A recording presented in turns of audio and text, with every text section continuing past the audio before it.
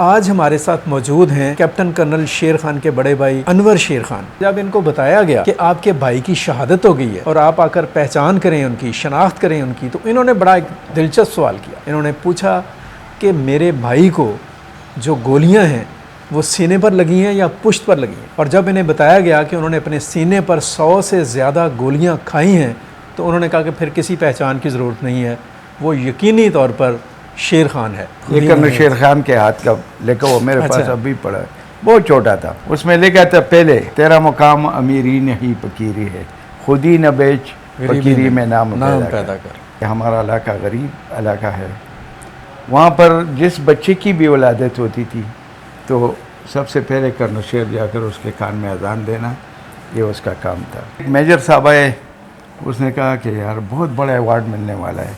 मैंने बोले जो भी कुछ मिलेगा माँ के कदमों पर लेके जाना है। वाह। और अल्लाह ताला ने वो दुआ कबूल कर दी।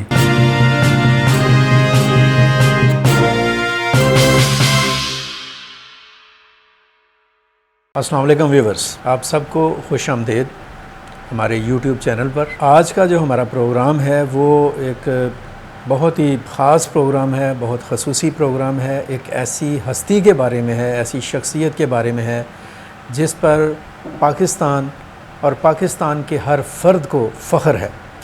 एक ऐसे अज़ीम इंसान के बारे में है जिसकी अज़मत, शुजाअत, बहादरी, दिलेरी का एतराफ़ ना सिर्फ़ ये कि पाकिस्तान की सरज़मीन करती है, अर्ज़ वतन का ज़र्रा ज़र्रा करता है, बल्कि उन दुश्मनों ने भी किया जिनके सामने वो जवान सीना तान के खड़ा रहा।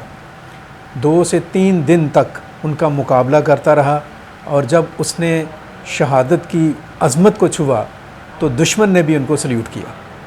ये मेरा ख़्याल है कि जो हमारी मौजूदा तारीख़ है, पाकिस्तान की तारीख़ है, उसमें कोई दूसरा ऐसा सिपाही नहीं है, कोई ऐसा दूसरा जवान नहीं है, कोई ऐसा दूसरा अफसर नहीं है जिसको दुश्मन ने सल्यूट करके भेजा और रिकमेंड किया कि हम इसकी बहादरी से मुतासर हुए हैं, हम इसकी दिलेरी और जुर्रत से मुतासर हुए हैं और इसकी जुर्रत और दिलेरी के दिल से कदरदान हैं। आप इसको अपने वतन का सबसे बड़ा एजाज़ जौन सा है उसके नवाजें।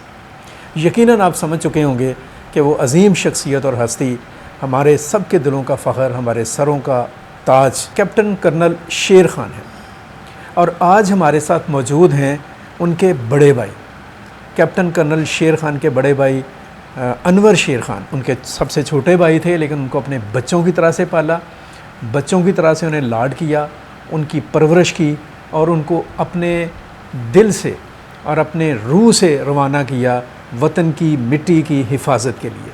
और मैं बताता चलूँ कि जब इनको बताया गया कि आपके भाई की शहादत हो गई है और आप आकर पहचान करें उनकी, शनाख्त करें उनकी, तो इन्होंने बड़ा एक दिलचस्प सवाल किया। ये सवाल हमारे दिलो दिमाग की, हमारी रूहों की, हमारे वतन की तारीख़ का एक सुनहरी बाब है।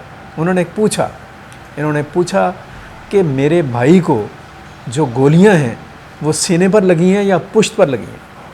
और जब इन्हें बताया गया कि उन्होंने अपने सीने पर 100 से ज़्यादा गोलियां खाई हैं तो उन्होंने कहा कि फिर किसी पहचान की ज़रूरत नहीं है, वो यकीनी तौर पर शेर खान है।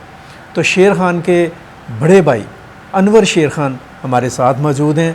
इंतहाई खूबसूरत शख्सियत, इंतहाई आजिज़ शख्सियत और इंतहाई मोहब्बत भरे पुरखलूस इंसान। आज हम इनसे बात करेंगे कर्नल शेर के बारे में। सर, आपका बहुत शुक्रिया, आपने वक्त दिया और हमारे लिए यकीनन आपका वक्त और आपकी सोहबत जौन सी है वो किसी सादत से कम नहीं है। तो सर ज़रा बताइएगा थोड़ा सा कैप्टन कर्नल शेर खान के हवाले से, उनके बचपन के हवाले से कुछ यादें ताज़ा करें। सबसे पहले मैं आपके इज़्ज़त अफजाई के लिए आपने जो हमें लाहौर किया कि पूरे पाकिस्तान से जो हमारे अशरफ भाई और साथ में आपकी टीम, सबसे पहले मैं आपका शुक्रिया अदा करता हूँ क्योंकि हमेशा कौमें अपने हीरोज़ को, अपने जाने वाले लोगों को न भूले तो कौमें कौमें रहती है। सबसे पहले मैं आपको बता दूं निशान हैदर ये अवार्ड है। जी। मगर मैं सिर्फ़ अपने वतन के बारे में आपको बता दूं, पाकिस्तान अल्लाह ताला ने हमें दुनिया में एक जन्नत दी हुई है। अगर हकीकत में आप ज़रा पीछे दौरों में चले जाए। आज क्या है, आज से 40, 45, 50 साल पहले किया था। तो जब मैं जवानी में मैंने पहला कदम रखा, जब मैंने मैट्रिक किया 1975 में, कर्नल शेर खान मेरे छोटे भाई थे। जब उसकी वलादत हुई तो मेरे दादा, अल्लाह ताला उसको जन्नत दे दे, वो भी गाजी कश्मीर थे। जी जी, तो हमें ये कहानियाँ, हमने उसके साथ चारपाई में बैठ के, अंगीठी सी जलती थी, उस ज़माने में न बिजली का सिस्टम था। ये सारी कहानियाँ वो हमें बताते थे कश्मीर के बारे में, जंग आज़ादी के बारे में। तो हम भी उन्हीं की तरह सोचते थे कि भाई इंशाअल्लाह कल अगर मौका मिले तो अपने वतन की हिफाजत के लिए। ये मेरी दादा की एक ख्वाब थी। और बचपन तो वैसे आम नॉर्मल बच्चों की तरह, मगर कभी कभी ऐसा हो जाता था कि मैं अभी याद करता हूँ उनकी बचपन की बातें। इवन कि मैंने कई मरतबा ये बात जिक्र की है। हमारे घर के साथ एक नहर है जिसमें हम गर्मियों में नहाते थे। तो शहीद बहुत छोटे थे उस ज़माने में। अच्छा, 20-22 रुपए उसके पास आ गए थे अच्छा, कहीं से। तो उसने बच्चों को लगा दिया कि भाई आप यहाँ के बोतलें, शीशे के टुकड़े ये इकट्ठे करके लेके और मैं आपको पैसे दूँगा। किसी को 4 आने, किसी को 8 आने, इसी तरह। तो एक बहुत बड़ा ढेर लगा दिया उसने घर में। तो कांच का ढेर लगा दिया। तो मेरी फूफी आज भी जिंदा है। उसने कहा वो शेरे तू कबाड़ी बन गया। उसने बोला तू देख लेना। चंद दिनों के बाद उसने एक बड़ा कड़ा खोद के ना उसको पूरा शीशे वगैरह जो थे ना उसके अंदर डाल के ऊपर से मिट्टी डाल दी। भाई ये क्या? उसने बोला नहीं, ये जब हम बच्चे नहाते हैं इस नहर में तो शायद उसके पैरों को के टुकड़े लग जाएंगे। तो बचपन से कुछ सोच उसकी इस तरह की थी कि अभी हम याद करते हैं तो हम हैरान हो जाते हैं। छोटे थे, वालदा जब फोत हुई तो मैं अपने साथ, मेरे साथ इकट्ठे, एक ही पुराने ज़माने की आपको सबको याद है, घर में सारे बच्चे एक ही मंजी पर सोते थे। तो मैंने इस तरह कहती है हमारे सामने घर के, तो वहाँ मैंने एक कड़ा खोद के उसको कड़ा कर दिया। अच्छा, फिर साइडों में उसकी मिट्टी डाल दी। तो उसने कहा लाला क्या कर रहे हो मेरे साथ? मैंने बोला बेटा तुझे पौधे की तरह लगा रहा हूँ, कल मैं आऊँगा तो आप बड़े होंगे। उसने कहा ठीक है। अच्छा। अब मैं थोड़ा सा आगे चला गया तो ये रोने लग गया। लाला मुझे मैंने जाकर उसको यूँ निकाल दिया। यानी फिर अल्लाह ताला ने मुझे मौका दिया, मैं बाहर चला गया दुबई। उस ज़माने में आपको पता है पाकिस्तान की हालात, हमारी सारी लोग जो थे ना हम गरीब थे मजदूरी के सिलसिले में। मगर उनकी शहादत की बरकत से मैं आपको हकीकत बता दूँ अशरफ भाई कि अल्लाह ताला ऐसे मौके दे देता था मुझे कि मेरे समझ में नहीं आती थी कि भाई ये किस तरह बनते हैं। एक वक्त इसने कुछ पैसों की डिमांड की थी तो मैंने वहाँ से काफ़ी सारे पैसे उस ज़माने में भेज दिए, 18-20 हज़ार रुपये। तो इसका वो ख़त आज भी मेरे पास है। तो इसने वो लेटर मुझे भेजा, उसमें लिखा था पहले तेरा मुकाम अमीरी नहीं फकीरी है। ये कर्नल शेर खान के हाथ का लिखा वो मेरे पास अभी पड़ा है। बहुत छोटा था, 5वीं 6वीं क्लास में पढ़। तेरा मुकाम अमीरी नहीं फकीरी है, खुद ही न बेच फकीरी में नाम पैदा कर। तो मैंने फिर ख़त के ज़रिए उससे पूछा कि भाई आपने, उसने कहा नहीं लाला इतने सारे पैसे आपके पास कहाँ से आ गए? मैंने बोला बेटा इंशाअल्लाह रहमान मैं हलाल की मज़दूरी करता हूँ और वहाँ अल्लाह ताला बड़े मौके दे देते। तो बचपन से ये अगर आज हम ये मैच देख कर आए, आप यकीन करें 1985 की बात है, पहला टेलीविज़न मैंने दुबई से उसके लिए गिफ्ट भेजा था। तो क्रिकेट के साथ इतना ज़्यादा लगाव था उसका बचपन से। अच्छा, कि हमारा मजहबी सा घराना है। तो मेरे वालिद जो थे बहुत सख्त मिजाज थे। तो वो एक बंदे को जो है ना वो दरवाजे पर खड़ा करता है कि आप देख ले जब वालिद आता है तो मैं इसको बंद करूँ। तो क्योंकि वालिद अच्छा नहीं मानते थे, क्रिकेट का बहुत ज़्यादा शौकीन बचपन से। और माशाल्लाह दीन के लिहाज से अगर मैं आपको कहूँ कि हमारा इलाका गरीब इलाका है वहाँ पर जिस बच्चे की भी वलादत होती थी तो सबसे पहले कर्नल शेर जाकर उसके कान में अजान देना, ये उसका काम था। इमामत, फिर जब अजान का टाइम आता था अजान, फिर आहिस्ता आहिस्ता आहिस्ता।